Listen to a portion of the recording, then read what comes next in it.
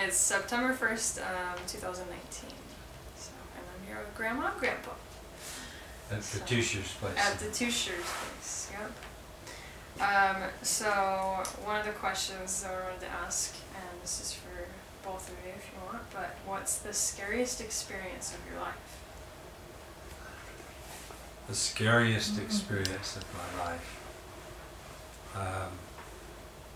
I remember one time when, just as a small child, we were playing at my grandma. We called her Grandma Lee. She was actually an aunt out in Manan, and we were playing war games.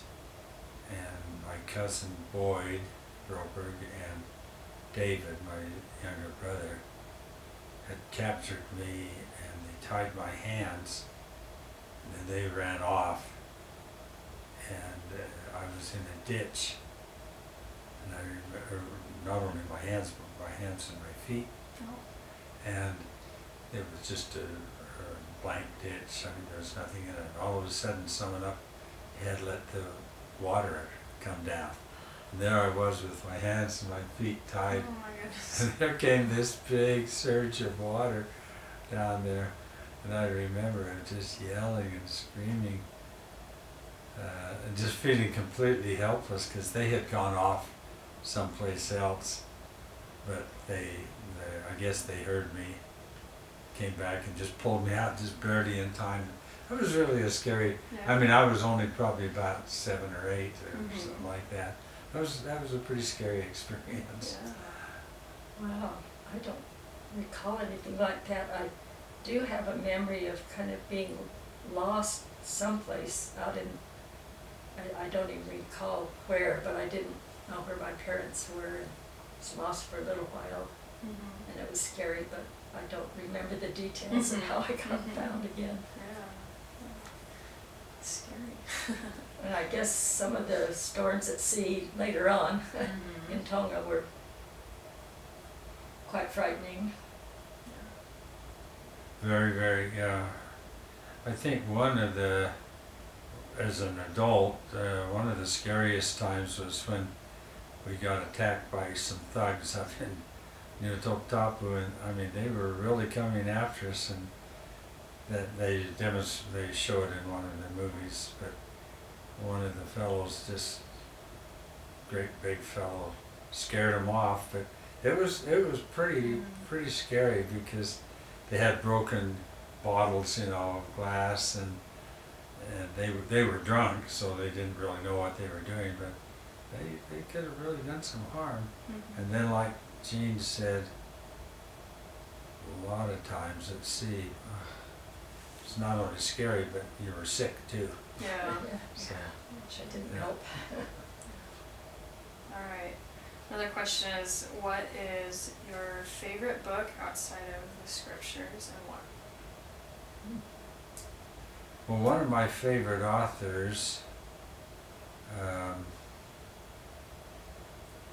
now I can't think of his name. Louis L'Amour? Well, I like Louis L'Amour, but he wrote, Lord Jim. yeah, Lord Jim, and The Heart of Darkness, Conrad. Joseph Conrad. Conrad. Yeah. Joseph Conrad.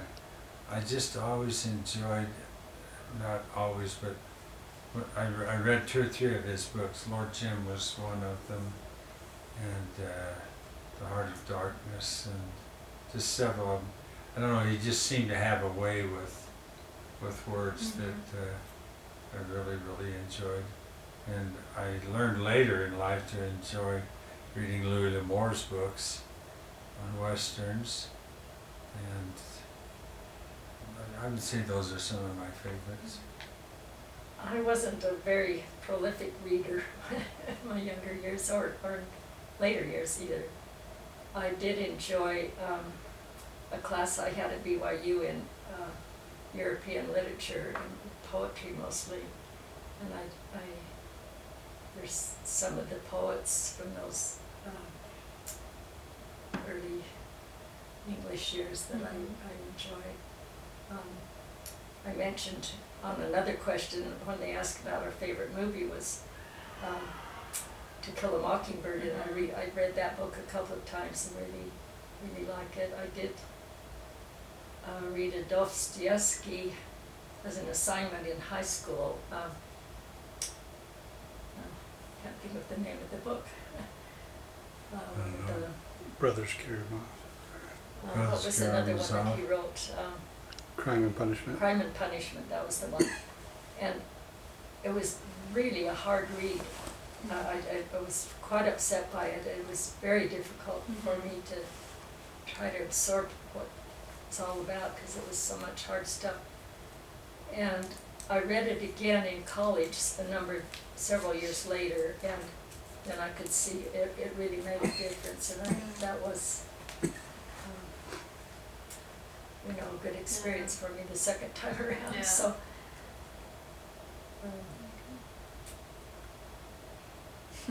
Okay. To Kill a Mockingbird is a good book. It's one of Yeah. my favorites. so I really like that.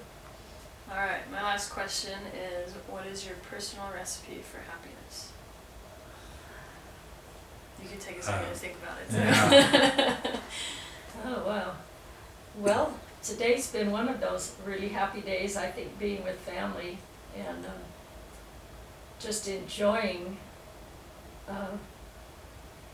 where you are and at what point you are in life. Enjoying each stage and phase. It was a lot of hard work when there were a lot of little kids around, but a lot of happy times too. And now we're to a different stage where you can't do as much of those things, and it's kind of fun to just sit back and watch the following generations doing what you did in raising their families, and that's a great joy to me to see how well the children and grandchildren or great-grandchildren now are doing. Yeah. I think if I were to answer that, I mean, there's lots of different answers, but one of the keys to me has been to just maintain a positive attitude, to just always see things on the positive side, even though there's a lot of hard work and a lot of things to be discouraged about. Just look at the positive things about it, and I don't know, for some reason or another, I was just kind of raised with that philosophy. Both my mom and dad, even though they raised the family during the Depression and the war, and there were a lot of things to be negative about, but they were always positive, and Jean knows that sometimes I'm too positive about things, but I think that there are a lot of things to be positive about, and to be optimistic, and it'll work out,